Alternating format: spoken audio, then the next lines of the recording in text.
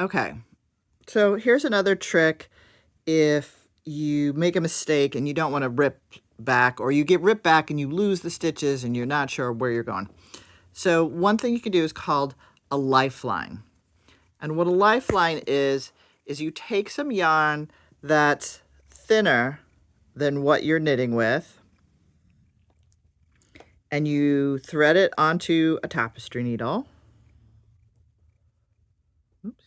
So you thread it on a tapestry needle.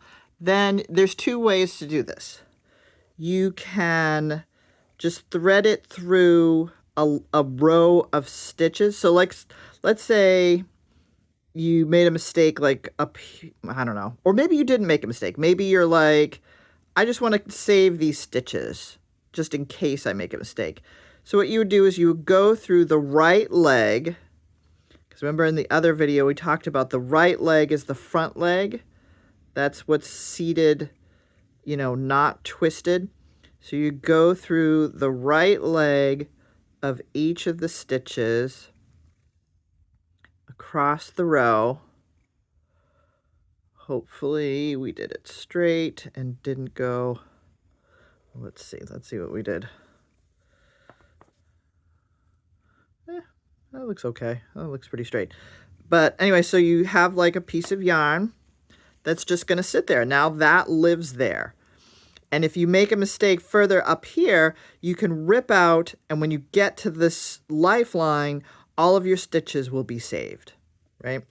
Another way to do a lifeline is, I'm just going to use embroidery thread for this one. You can use embroidery thread. You can use, some people use dental floss, which I'm not doing that. I don't know what that's all about. But anyways, you can put it in the row that you're actually knitting. Just put it underneath the stitches that are on the needle, like this. Just go all the way across here. And then as you knit, they will automatically have a lifeline already in place. And this is a handy lifeline if you've got like a bunch of different kind of stitches. If you've got purl stitches and knit stitches together, and you're like, I don't know how to pick up the purls and the knits. So you can just put the yarn in, whatever you've got, the thread or the smaller yarn, and you can knit over it. Whoops, if you don't get stuck.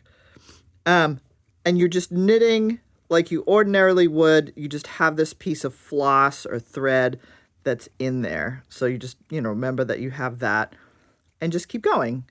And then that will be your lifeline for any future mess ups or whatever.